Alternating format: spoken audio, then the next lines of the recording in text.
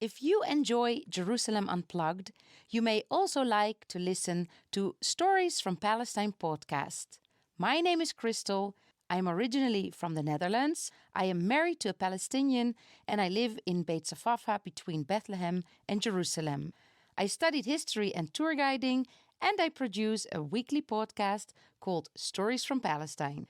You can find it on your favorite podcast player or go to the website storiesfrompalestine.info.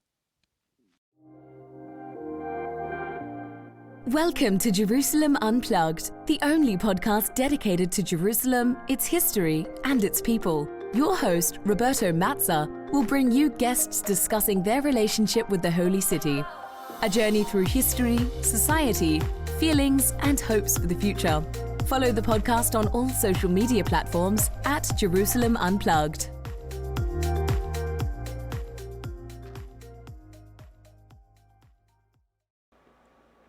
Welcome to Jerusalem Unplugged, the podcast dedicated to Jerusalem, its history and its people. I'm Roberto Mazzi, your host, and today we're going to discuss the British conquest of Jerusalem in 1917. This is part 2 of a series dedicated to Jerusalem in World War I, which will be developed in 5 episodes.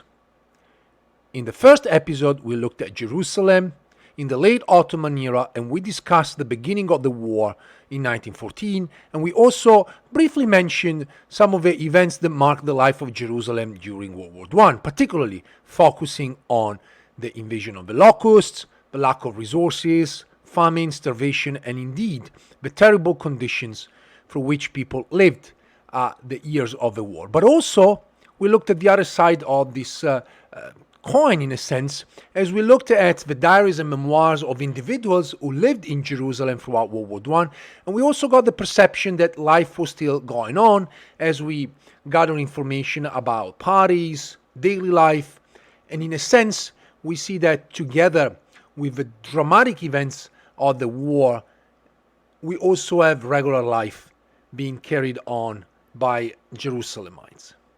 Now, in this second episode, we're going to talk about Jerusalem in the mind of the British in particular, and how Jerusalem played a role on the other side of the warring parties, and how Jerusalem was essentially defined as a tool necessary in order to boost the morale of the British, and it became a wartime target of the British in particular.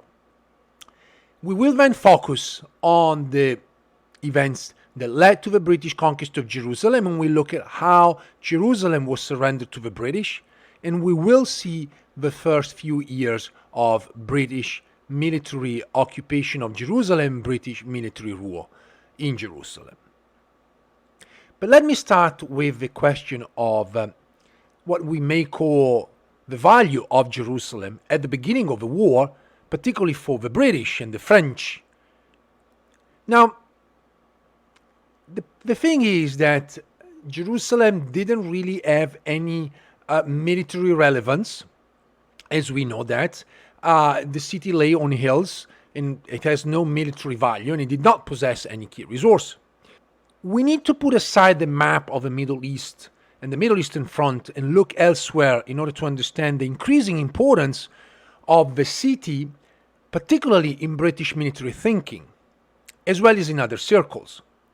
The political and strategic significance of Jerusalem had its origins in the European front, and particularly in the failure of the Allies on the Western front. For instance, in 1917, we have some major events that unfolded: the disastrous defeat of the Italians by the Austrians, which led to the famous Caporetto, or this massive withdrawal. We also see the Russian Revolution, which forced the Russians to abandon the conflict. Now, this process unfolded late in October, November, so very close to the time the British eventually conquered Jerusalem, but the revolution essentially started months earlier. We also see mutinies in the French army following, the failure of plans, particularly by Robert Nivelle, the French military commander, which was trying to launch a new offensive on the Western Front, but it ended with hundreds of thousands of young French men dying. So nothing really is going as according to plans on the Western Front. But more importantly, we also have a change in leadership, both in France and in Britain.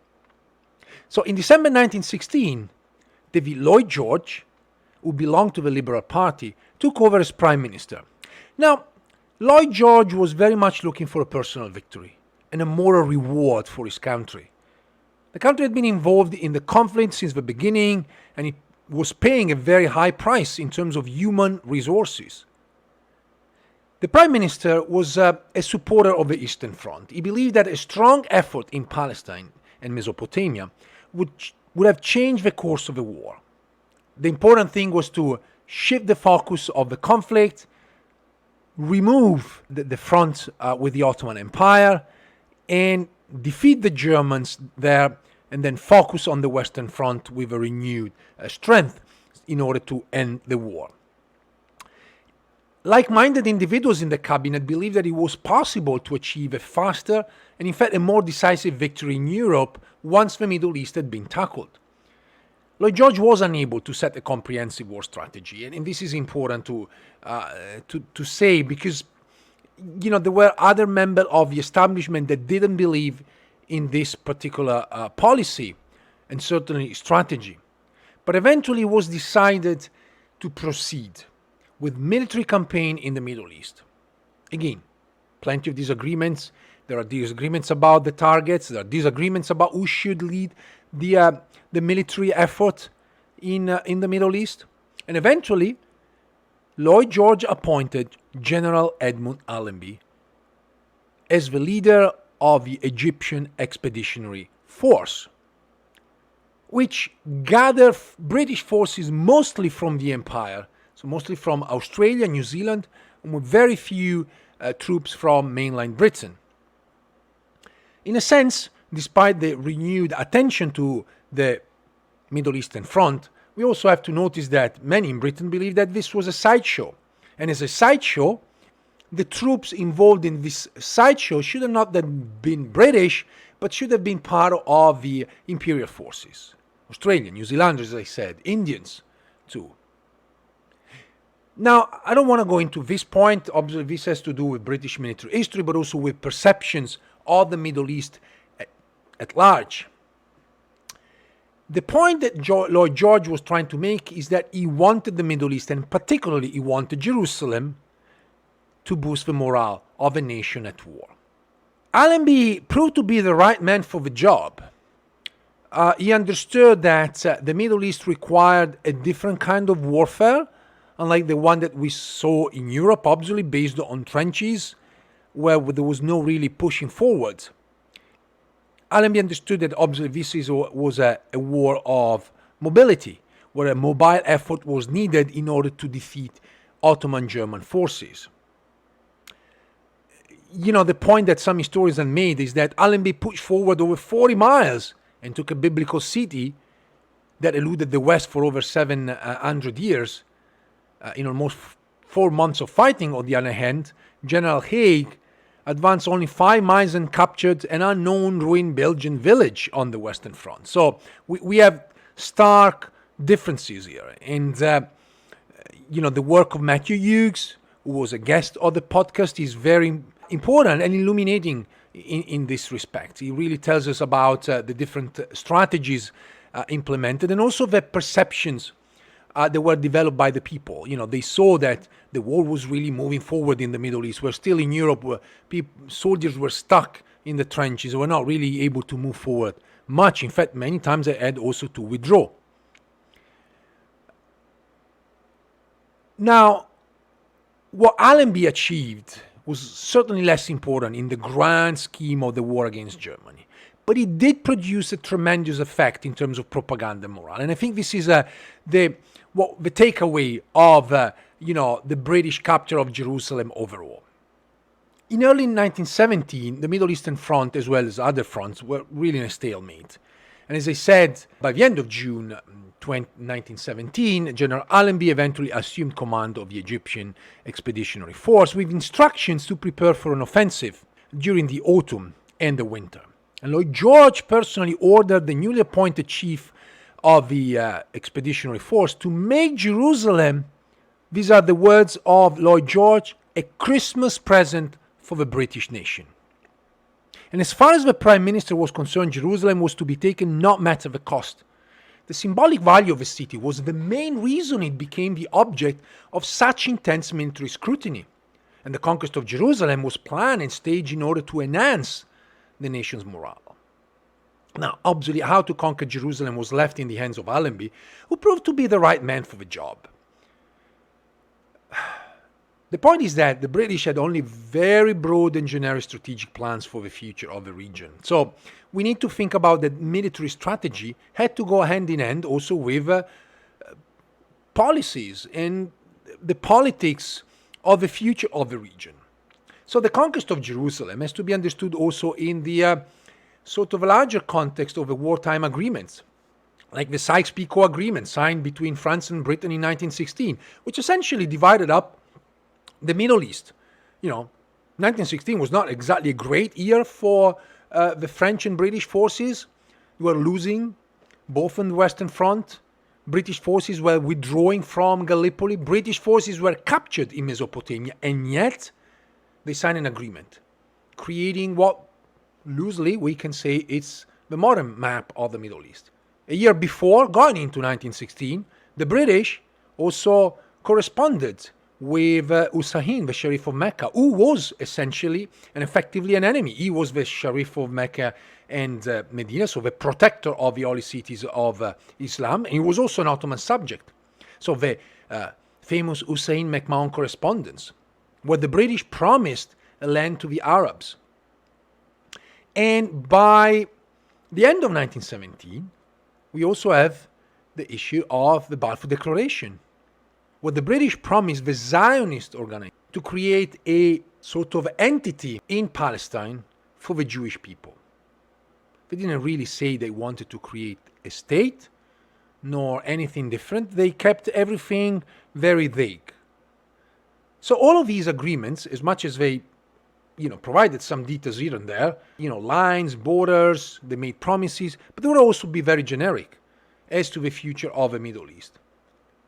One interesting point here to mention about Palestine and Jerusalem is that both in the Sykes-Picot Agreement and in the Hussein-McMahon correspondence, Palestine was to be discussed later in time.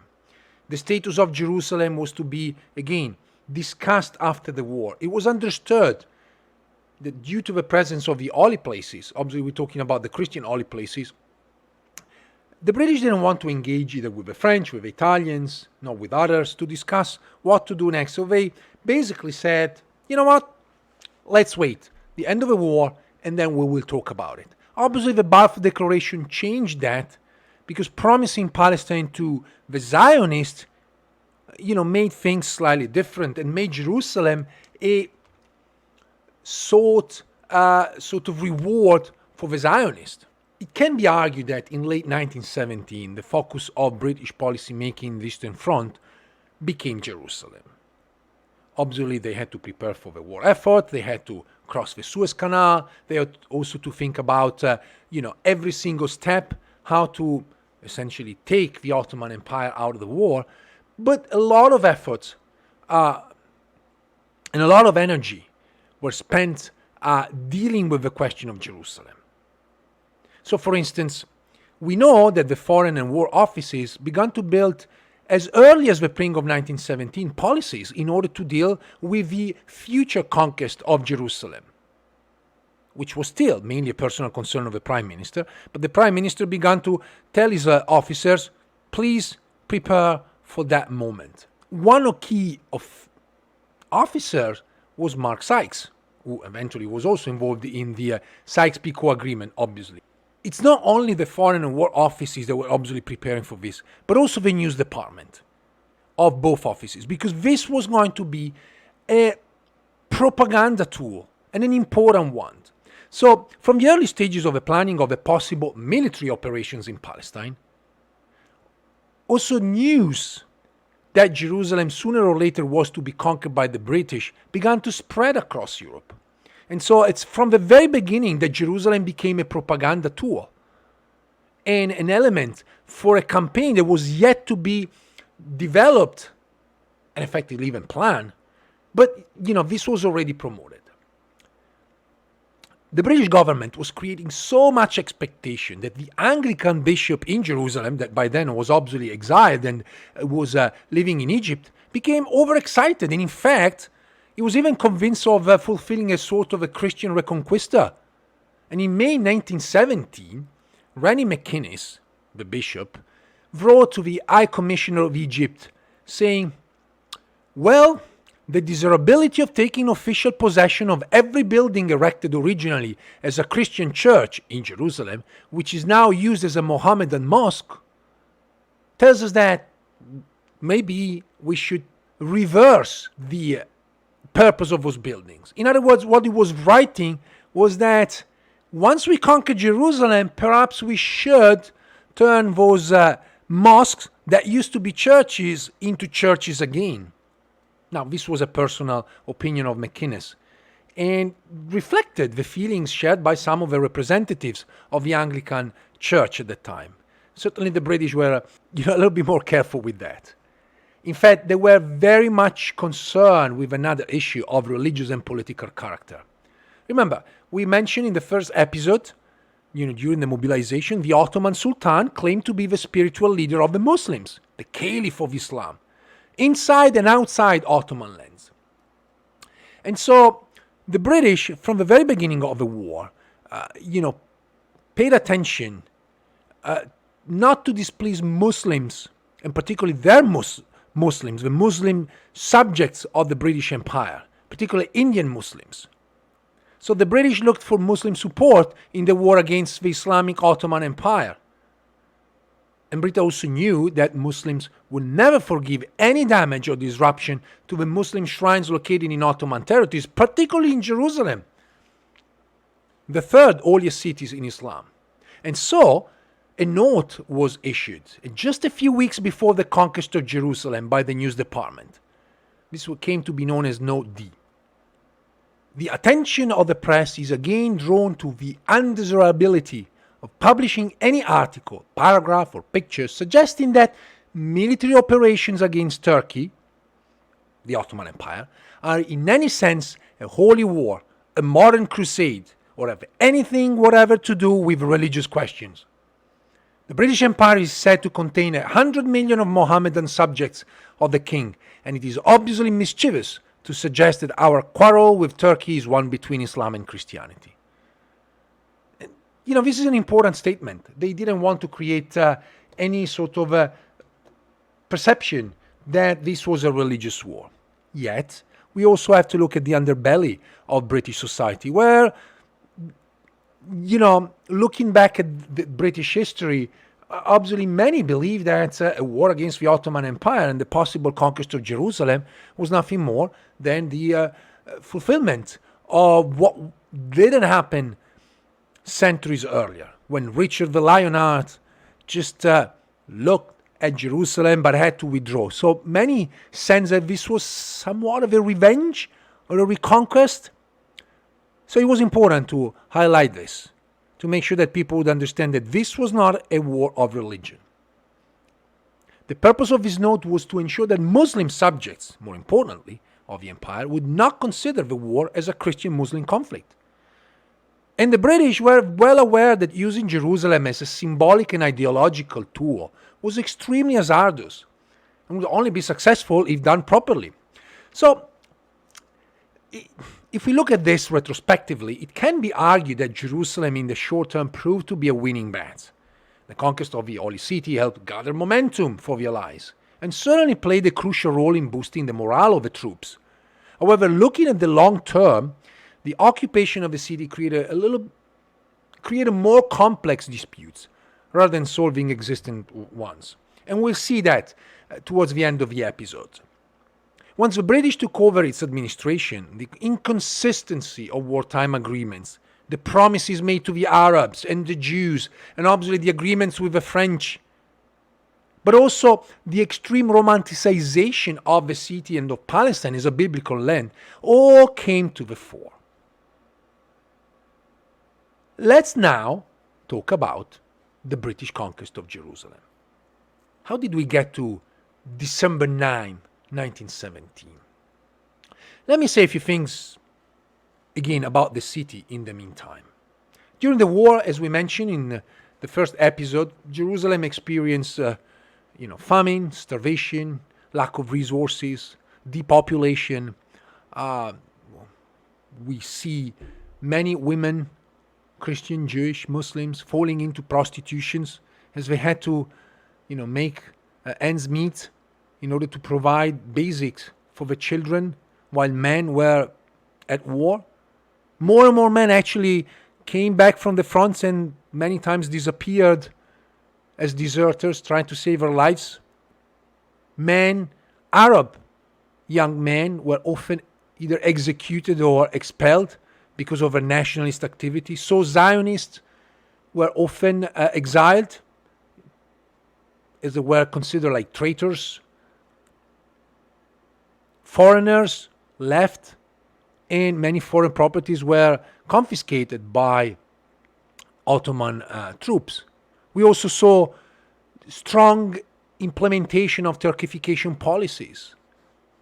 And all of these Turkification policies alienated the local population. So Jerusalem did experience some terrible times throughout the war.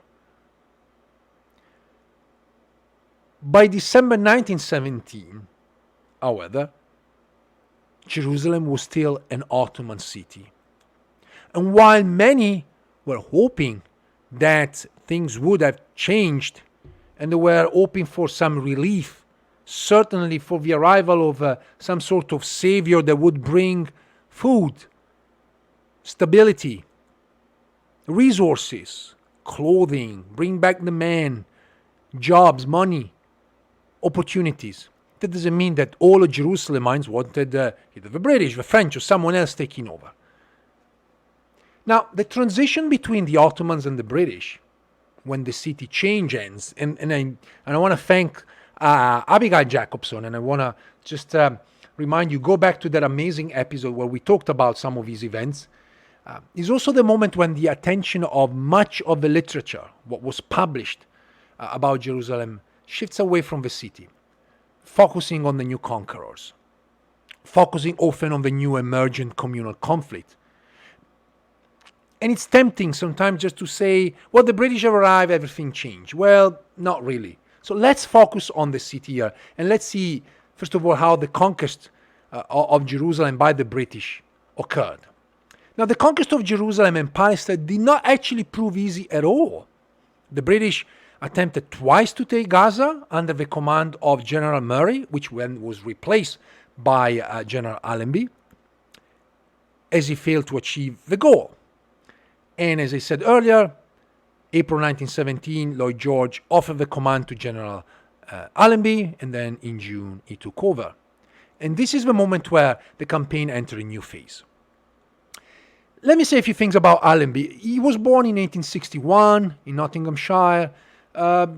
He was trying to enter the Indian Civil Service, and then he turned into a military career, and he served in South Africa during the Boer War. In South Africa, he was able to demonstrate his qualities as field commander, which then were used later on during World War I. Allenby was a religious man. He was attached to the Bible, and he also, chose the name Megiddo later on as part of his honorary titles. Megiddo is the biblical site of Armageddon, the end of the world. He was known for a violent temper, and he had a very strong character. In fact, his nickname was the Boar. These are all, biographical details of Allenby. The conquest was obviously his plan, but the work was done by his men. At the outbreak of the First World War, he was made a commander on the Western Front. He took part in the Second Battle of Ypres in October 1915, and he took over the British Third Army. However, in 1917, he failed and he was replaced. So, in 1917, when he was appointed commander of the Egyptian Expeditionary Force, actually, he thought that was a demotion. Remember, the Middle East was still seen as a sideshow. So, commanding an army in Egypt, crossing in the Suez Canal, going into Palestine, it was seen as like leading a sideshow. So, it was a demotion for him. But eventually, that changed because the news coming from Palestine turned British people, but also the French, the Italians, the Allies, and in a sense even the Germans and Austrians to pay attention and to make Allenby a hero. Eventually, despite a note D that we led earlier not to use Crusader images, Allenby became a modern Crusader par excellence. Maybe because he had a dramatic figure, but also because he was able to personally benefit from it. So he didn't want other people to use title Crusader, but eventually he did not even deny using that title. What General Allenby brought to the Middle Eastern front was really a new strategy. Allenby reached Egypt from London. He was still planning. And when he prepared for a first strike on Gaza, he changed his strategy. I'm not a military historian. I don't want to go into all of the details. You're going to find plenty of details about it. But the point is that rather than a direct attack against Gaza, which was an important town on the coast, he actually struck the village of Beersheba first, Bir Saba. Basically, the idea was to outflank the Ottomans in Gaza, so to create a sort of a parallel line, which eventually led to the surrounding of Gaza, so that the British army could attack on two fronts. What is important here, and I just want to mention, we had an episode dedicated to Gaza. Gaza was surrounded and was evacuated by the Ottomans, so there were not many civilians casualties. Gaza was evacuated. Later on, Jaffa was evacuated by the Ottomans. In some literature, those evacuations became expulsions, but as I said, they're not really expulsions. It was the Ottomans just simply evacuating for military purposes those areas. Allenby was very careful about supplies. He understood that he needed water in order to proceed and move forward, which is a precious commodity in the Palestinian desert, back then and even nowadays. And so Allenby began to implement a strategy of mobile warfare. In fact, he even relied on the cavalry. He moved the headquarters from Cairo to the battlefield near Rafah, and later on he moved it again close to Gaza. And once he conquered Gaza, relying on cavalry, infantry, and artillery, eventually was able to move forward and later on take Jaffa. And from there, he began to plan the conquest of Jerusalem. It must be said that Ottoman soldiers as well as German soldiers were not actually able to cope with a new style of warfare. They were all accustomed to some sort of a trench warfare, and they were equipped for that, not to be attacked by cavalry. And besides, there were disagreements between the Ottoman forces, the German military advisors, which also tells us that things were not really operating at their best within the Ottoman-German camp. Now, at first, Allenby, as I said, relied on the cavalry, but it proved actually to be unsuitable, as horses need a large amount of water. And so at some point, horses were dismissed. And the British began to use the rail transportation that was built by the Ottomans, but also began to build new rail tracks. So they exploited the existing Ottoman railways, but also adding parts that were needed in order to reach the locations that they wanted. Back in London, Lloyd George was pushing for a decisive advance. He really wanted Jerusalem by Christmas. Now, Allenby wanted to ensure that he could be in a position to support his army. He needed water, weapons, and other supplies. But by mid-November 1917, the British were moving towards Jerusalem with plans that were not yet fully defined. Allenby wanted to avoid fighting in the proximity of Jerusalem. He was fearful of damaging sacred buildings. And at the same time, troops were recalled on the Western Front. So he was not in a great position to deliver Jerusalem by Christmas. Nevertheless, he was under the utmost pressure from Lloyd George. Now, as I said, this is also a moment where a lot of policies were adopted in relation to Jerusalem. And bear in mind, Jerusalem was not yet in British hands. It was still an Ottoman city. Now, most of the policies were a reflection of wartime agreements. So at some point, the British, Mark Sykes in particular, understood that there were inconsistency between all of that policies. The Sykes-Picot Agreement, the Balfour Declaration, which was, issued on November 2nd, 1917, but also the McMahon-Hussein correspondence. So they were trying to write policies that would bridge all of these different promises and ideas. Obviously, there was a lot of tension. Now, one of the primary aims was to avoid any clashes between Christian and Muslims, and as well as between different Christian denominations. The British understood that it was very easy to start up a conflict in Jerusalem and in Palestine at large. In 1917, during the summer of that year, the Archbishop of Canterbury, under the suggestion of the Foreign Office, wrote to the bishop in Jerusalem, Rennie McKinnings, about the desirability of sending formal greetings to other Christian denominations once the British would have taken Jerusalem. Now, McInnes was the same one who just was some sort of supporting the idea of turning mosques into churches. So, you have really different opinions and views here. Now, a few days after Allenby's took Gaza in early November 1917, the prisoner of war department in London questioned whether any of General Allenby's staff were aware of the religious complications surrounding the holy places. Now, this is a very bizarre place where you get questions from. This is not the Foreign Office, this is not the War Office, this is the prisoner of war department. Because they dealt with Ottoman prisoners and they understood there were people talking about it.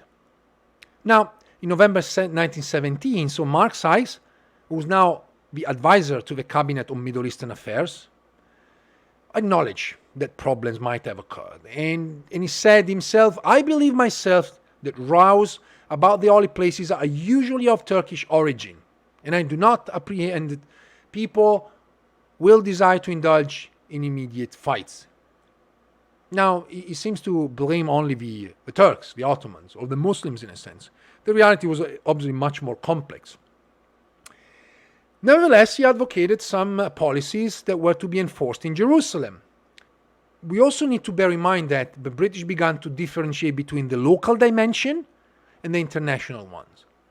So Sykes proposed that Christian places in Jerusalem were to be guarded by men accustomed to police work, and that the British political officer with executive military authority should supervise the maintenance of the order in the city. And regarding the Muslim shrines, Sykes proposed that the Aksa Mosque be handed to a representative of the King of Hijaz, Sharif Hussein, and a military cordon established around the perimeter. He also said that non-Muslims would not be allowed to enter the area of the temple without a proper pass released by the political officers and countersigned by the king's representative. So, in a sense, Sykes began to understand there were going to be a lot of problems, and it was better to preempt all of these problems, try to stop people from creating situations that will lead to escalation and potential conflict.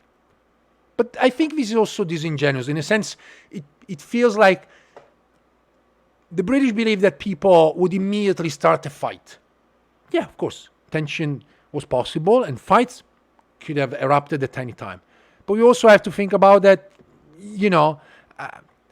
for centuries, actually, people in Jerusalem self-regulated themselves and also were able to prevent this kind of incidents. Sykes proposed, obviously, to purge the city from any enemy influence, to get rid of Christian clerics, German and Austrians in particular, and to give the Italian and the French governments a degree of control over, the religious institutions. And he also proposed that the city should have been placed under military administration with a strict martial law. And basically saying that he wanted to avoid the French and Italian making any complaints and any claim over the control of the city.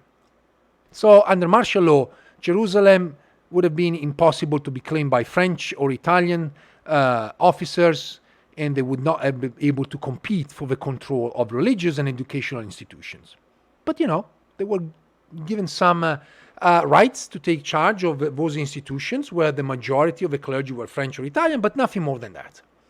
Lastly, Sykes suggested that a compilation of register of all clerics left in Jerusalem from countries like Germany, Austria, and others, enemies of the British and the French, were to be written down so that they would have control of all of these people.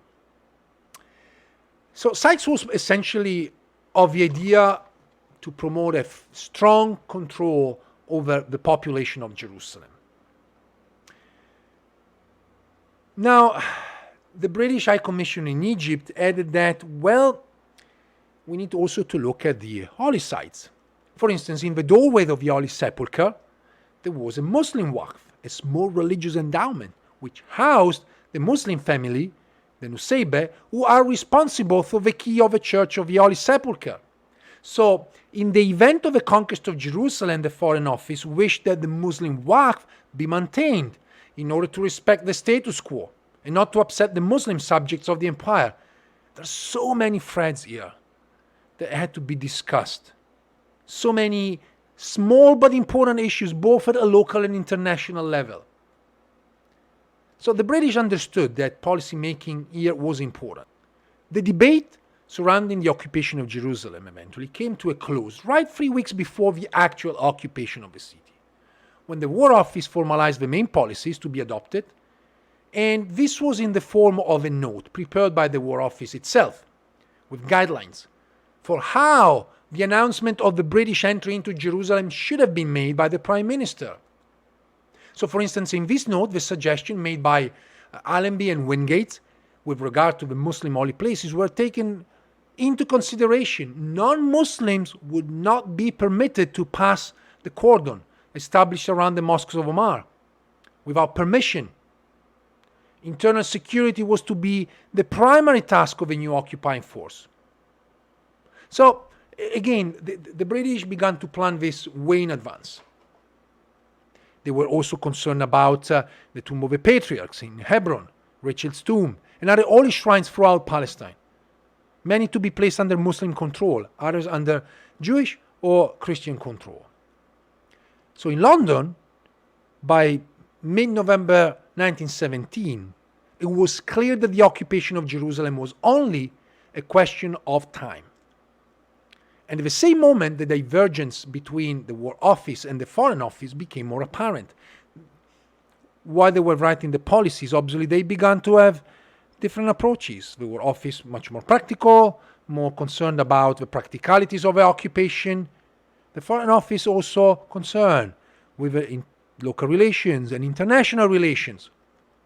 The former advocated military occupation of the city, and the future of Palestine and the war as a whole remained unclear. The Foreign Office was already working towards the consolidation of a strong civilian rule.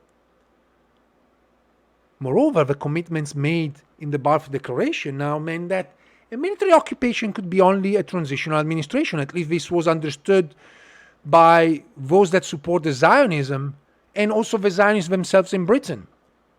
And early in January 1918, the Foreign Office pressed Wingate for more propaganda material to be sent to London from Palestine, as it was necessary to create support for a lasting British presence in Palestine and Jerusalem. Because yes, you can capture Jerusalem, but then you need to start thinking about what's next. And many in the Foreign Office began to feel that, well, the British were going to stay, that Palestine and Jerusalem were going to remain in British hands. Let's see now how the conquest of Jerusalem actually unfolded. Now, some scholars in the past depicted the conquest of Jerusalem as some sort of a personal enterprise of Allenby. Others have pointed out that London pushed for a quick advance. Certainly, many gave Allenby total credit. However, we have to look at different aspects here. My belief is that certainly Allenby was able to push the British army into Gaza, later on into Jaffa, essentially come to surround Jerusalem. But eventually I would argue that, well, the Ottoman German forces left the city. They too were concerned not to destroy any single stone of Jerusalem, not to give the impression they were leaving the city in ruins. Now, let's go back to the days. So Allenby troops stopped their march towards Jerusalem after Gaza and Jaffa had been secured, and they were tired, and they needed fresh supplies. They needed water in particular. Allenby also noted that there was some sort of a sense of disorganization in the enemy side, and decided to press on to Jerusalem. But yet, he had to deal with the reality of lack of resources. So Allenby planned an elaborate siege, which proved to be a more difficult tactic than a direct attack. But the siege would have given him the opportunity to rebuild strength and to take away strength from the enemy. So they were to advance through the main road from Jaffa to Jerusalem, and other divisions were to advance to the north of Jerusalem, to some sort of encircle the city. So the operation started on November 19. The following day, it was already delayed by a heavy rainstorm. It's winter, which increased the already difficult task of the troops. They were equipped with summer uniforms and really not prepared for the cold and wet weather, and the winter clothing was not yet available. Ottoman troops, on the other hand, were scattered across the hills surrounding Jerusalem, and in the meantime, the German General Erich von Falkenhayn, who had replaced General Friedrich Kress from Krassenstein at the beginning of November 1917, adopted a strategy of survival. And essentially, he left a few contingents as rear guards on the hills surrounding the city, with the purpose of delaying the British advance to give the Ottoman time to organize a proper defense of the city. Moving forward, November 24, Allenby halted the operation, and it was necessary to move supplies from Gaza to the front to provide some respite for the troops, which were constantly under small attacks by these Ottoman forces scattered all around. He replaced the 23rd Corps with the 20th Corps, which was stationed on the coast under the command of Lieutenant General Philip Chetwood. In the meantime, von Falkenhayn seized this opportunity and reorganized the army that was leading and organized a counteroffensive based on a shock tactic. So essentially, German Ottoman forces began to strike the British on and off. But by December 3rd, Ottoman German troops were forced to stop their offensive because they clearly were in an inferior position and they lacked resources. So we are moving to the beginning of December. On December 3rd, under the command of Chetwood, who was the high-ranking British official, by December 3rd, British officials met in the Judean hills. Now they began to plan the capture of Jerusalem.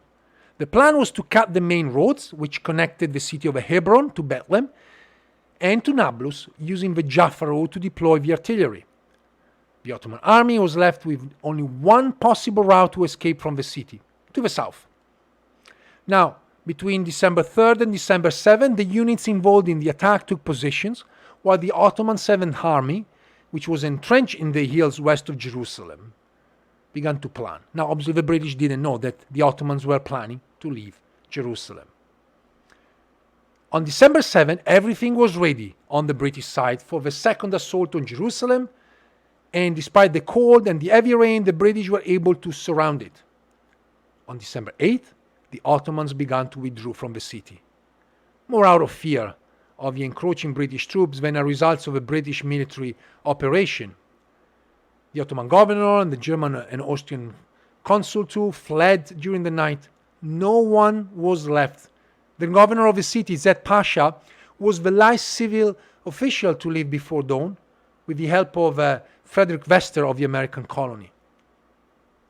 In the meantime, the 60th and 17th divisions were operating on the Jaffa-Jerusalem road. The 53rd division was not far from Bethlehem, and others were expected to be the liaison, with all of these divisions.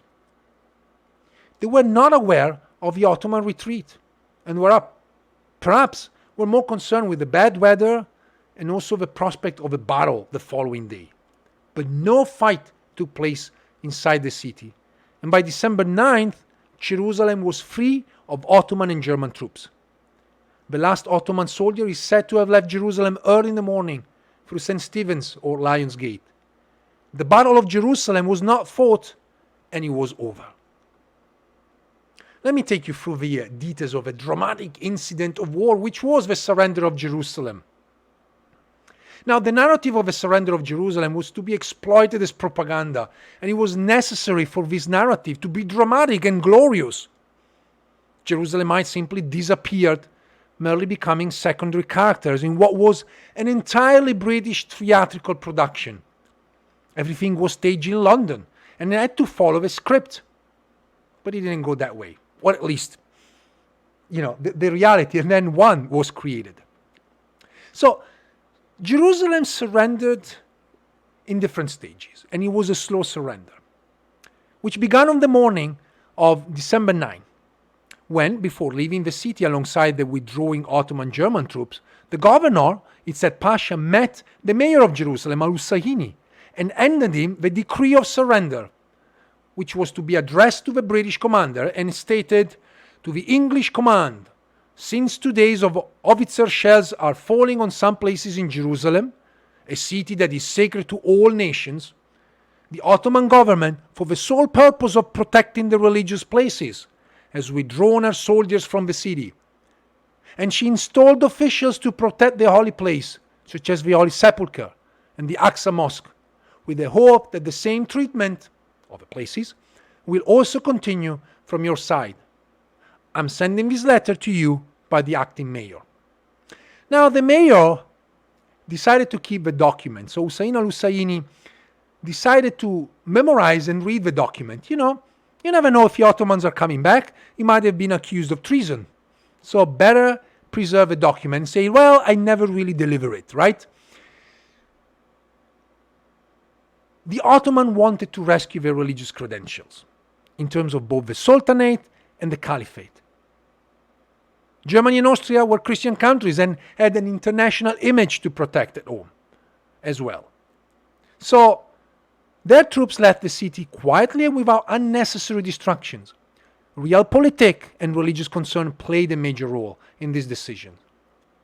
So early on 9 December, the mayor of Jerusalem, now delegated by the governor to surrender the city, went to the American colony, just located outside the city walls, knocked at the door of the Balfour family, and as the American colony was active in the relief of the local population, the mayor had become a close friend of the family and told them that he was going to deliver the letter of surrender. Now, Bertha Spafford, obviously American, although excited by the news, warned him not to go without a white flag as a symbol of truce. We don't know if the story is true or not, but maybe. So eventually she equipped the mayor with a white flag. This was the first step in one of the several surrenders that took place on that day, as the military and civilian authorities collapsed. Although public order was maintained by the municipal police, it was very difficult to control the movements of the population. Civilians left Jerusalem to look for supplies and sought help from the invading army as soon as residents realized that, the city had been abandoned by German or Ottoman troops. Wasif Juwaria reported that some people were actually cutting down the Ottoman telephone lines and taking them home. I'm not exactly sure for what was the reason for that, but that happened. According to the Spanish consul, Conde de Bayobar, Jerusalem were looking for food, water, clothes, animals, anything. And he noted that along Jaffa Road, outside the walls, pillage was the main activity of Jerusalemites. Everything suitable to be taken was stolen. Now, stolen is a big word that he used. I think it was a bit too judgmental. These people were starving. Whilst wandering around the city, it was one of these civilian groups who first met two British soldiers, Privates Church and Andrews. Now, these were cooks and were just looking for fresh eggs for the officers. They had been sent by their superiors to look for some fresh supplies, And here are they meeting Jerusalemites. The mayor, accompanied by a small party, attempted to deliver the keys of the city to them. But they refused, obviously, and they returned to their battalions.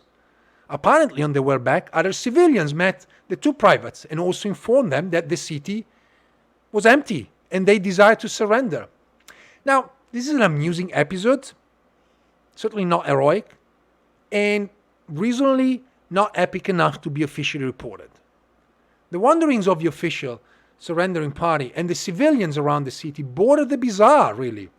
While the crowds of Jerusalem were busy looking for any suitable supplies left outside the walls, the mayor, with the decree of surrender in his hands, was still looking for British troops in order to surrender the city. Think about this bizarre image. And following the first informal meeting, eventually Al-Ussaini and his party met Sergeant Hercombe and Sergeant Sedgwick of the 219th Battalion London Regiment. And again, they obviously refused to accept the surrender of the city. Not only were the soldiers not the proper rank, but they were actually unsure what was happening here. Was really the mayor genuine? I mean, they were really surrendering the city of Jerusalem? Now, Al-Ussaini now met the British soldiers, and this time he met Major Barry and Major Beck, who obviously they immediately contacted their superiors, understanding that something was happening. Lieutenant Colonel Bailey met the party of notables. This meeting was also somewhat bizarre. Bailey walked towards Al-Ussaini, who, according to him, he was there with 3 chairs in a row on the road. Bailey sat down with the mayor on one side and the chief of the municipal police on the other, and the mayor was finally able to read the act of surrender. Lieutenant Colonel Bailey telegraphed immediately Major General Scheer, and then arranged for the occupation of some of the key buildings inside the city. Finally, we're moving forward.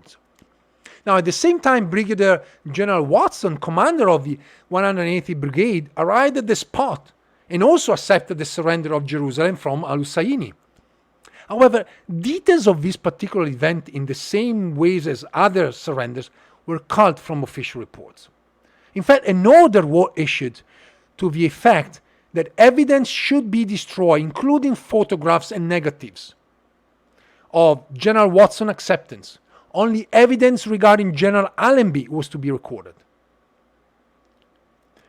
I must say that a long time ago, looking at the records of the British Conquest of Jerusalem and the Imperial War Museum, I actually was able to find these records. Apparently, a photographer embedded with the British Army destroyed the records, but he kept a copy for himself, which ended up in the archive. So we were able to reconstruct all of the sequence.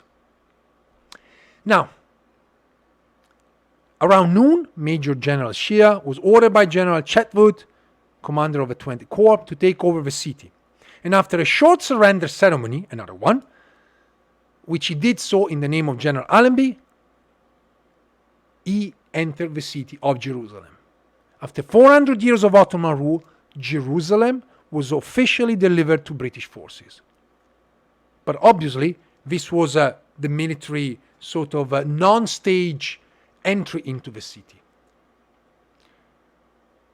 The British government issued one short official document on the circumstances of a surrender, which detailed the involvement of a parlementaire, someone was sent out by the enemy, on December 9th.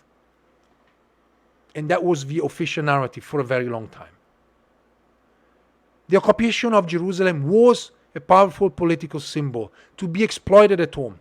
And the fact there were no official reports on the early attempts of the mayor to deliver the city perhaps also demonstrates the high symbolic value attached to the city by the British. The surrender needed to be glorious, as I said earlier. And eventually, General Allenby made his formal entry into Jerusalem, following plans which had been carefully devised by Sykes. On December 11, General Allenby entered the city through Jaffa Gate on foot, in contrast to the German Emperor Wilhelm II, who in 1898 had entered the city riding a horse. The Daily Mail noted the difference with pride, saying, "As conqueror, General Allenby entered Jerusalem with more simplicity and true dignity than Kaiser Wilhelm did when he presented himself as a blend of cook's tourist and envoy of Allah. Allenby was followed by a procession of British military officials, a small Italian and French contingents, and representative of religious communities, and famously read in English, French, Italian, Arabic, and Hebrew the Proclamation of Martial Law, stressing that the British would maintain the existing customs in relation to the holy places, which was really the main focus of the British conquest. Even though the text read was vague and essentially promising some sort of religious freedoms, Jerusalemites were generally just happy that the war was over. All paradoxes, inconsistencies in the British policies were yet to become apparent. But that was not the important thing, because really the occupation of Jerusalem, from a local perspective, was about ending the war, ending the moment, ending the terrible situation that Jerusalemites were experiencing. So, regardless of the background, Jerusalemites really generally welcomed the British, as ultimately the regime of the CUP was over.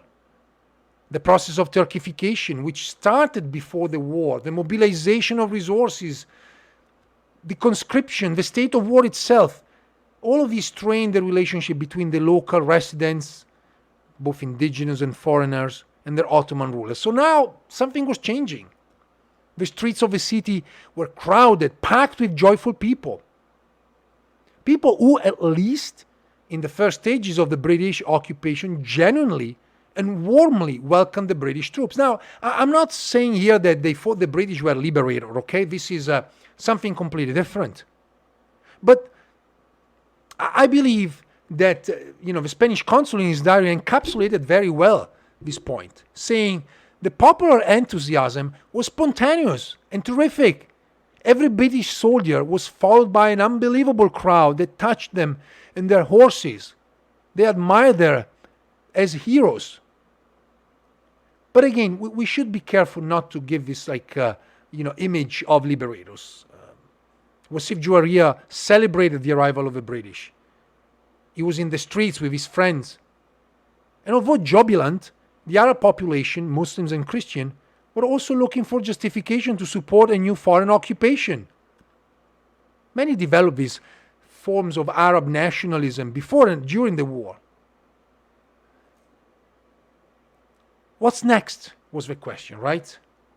And although the image of the Crusader was almost forgotten in Muslim memory, now Muslims in Jerusalem were somehow forced to confront the mounting crusading mania which was spreading through Jerusalem. Yes, it was the press in Britain around Europe, but there were British soldiers in Jerusalem, and so they began to hear this sort of a crusading image spreading.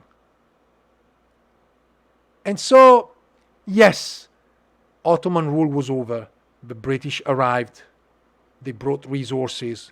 The newly appointed British governor of Jerusalem, Ronald Storrs, began to endeavor immediately to bring food and water to the population of Jerusalem.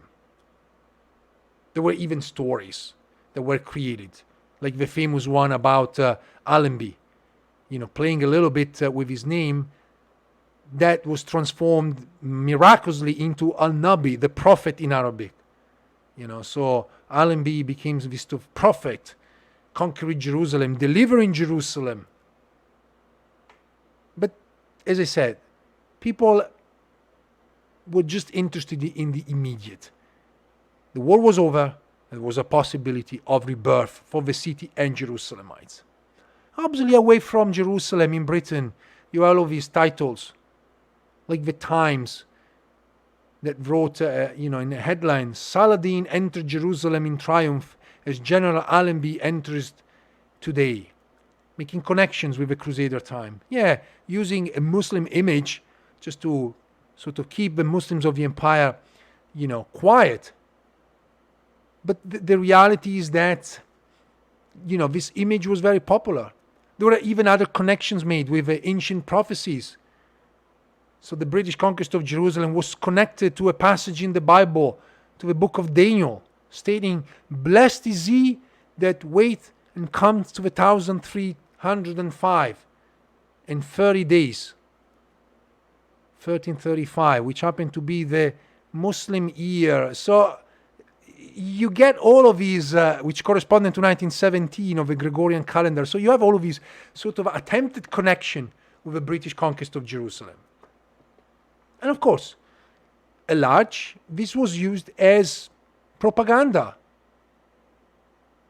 In 1917, there were great expectations among the local population, and Christians in particular hoped to enjoy more freedom under the aegis of a Christian power. And this should be remembered. The Arabs at large envisaged a possible inclusion in an Arab state following the awakening of Arab sentiments. The Jewish population was also hoping for more tolerant rule. In fact, the Zionists began to expect to profit from the change of regimes, as a few weeks earlier they heard of the Balfour Declaration, which was not really officially publicized, but yet there were rumors about it. Now, the British occupation of Jerusalem started a military regime that lasted until 1920. And until 1920, essentially the British ruled Jerusalem and Palestine from a military point of view, just thinking about practicalities, how to reestablish infrastructures, fix the old and build new ones, making sure that there would be a good flow of resources, food, water, and other materials. But in the shadow of the military administration, obviously, we also have the build-up towards what then became known as the British Mandate. And it's in this context that we have to see and differentiate between the two. The military did not know they were going to stay for a long period of time, which, basically it's nearly 2 years, a little bit more, in fact. They didn't know that there was going to be a civil administration that would take over under the aegis of a newly established League of Nations with the title, the British Mandate in Palestine. The military were very practical. They just wanted to make sure to respect the rules that they established and to make sure that, order was restored and kept under the British. And yet we have figure of transitions like Ronald Storrs, who served as military governor and also became the first civilian governor of Jerusalem, who began a process of rebuilding Jerusalem according to British ideas, establishing certain rules which lasted up until nowadays. I always like to remember and remind people the rule of the White Stone of Jerusalem, which was implemented by Ronald Storrs. So the British occupation of Jerusalem began this long period of British rule of Palestine and Jerusalem itself, which started as a military rule, and in 1920, following the Nebi Musa riots, turned into the civilian administration of Jerusalem, which lasted until 1948. Jerusalem became a battleground of ideologies under the British already between 1918 and 1920, so before the establishment of the mandate, between Arab nationalists, Zionists. The religious concerns turned out to be true, but also not as significant, because now we have different parties emerging. In the end, the image of the British as crusaders gained momentum and then slowly disappeared throughout the first 2 years of British military rule. The image of Allenby as Richard the Lionheart was very popular, but he also faded away rather quickly because there are other situations emerging. Different alliances were emerging in Jerusalem.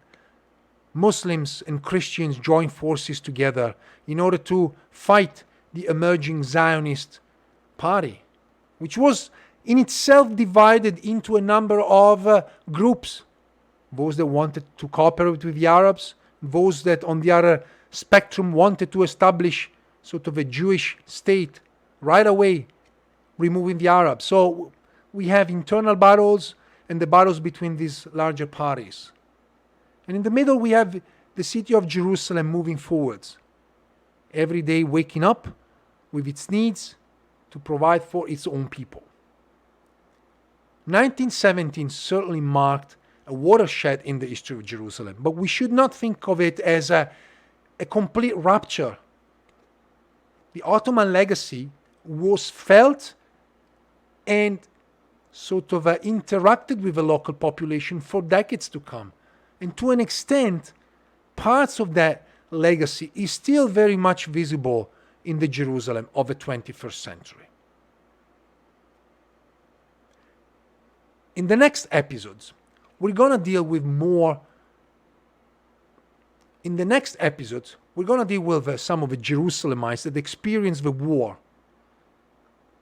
The Spanish consul, Conde de Bayobar, Otis Glazebrook, the American consul, and Leah Tenenbaum, the mistress of Jamal Pasha, but also the beauty queen of Jerusalem. Thank you for listening. I hope you enjoyed this episode. And remember, feel free to get in touch should you have any question about the events that marked the history of Jerusalem during World War I. Thank you. Thanks for listening. If you enjoyed this episode and you'd like to support the podcast, please share it with others on social media or leave a rating and review. To catch all the latest, follow us on Instagram, Twitter, and Facebook @Jerusalem Unplugged. Thanks, and I'll see you next time.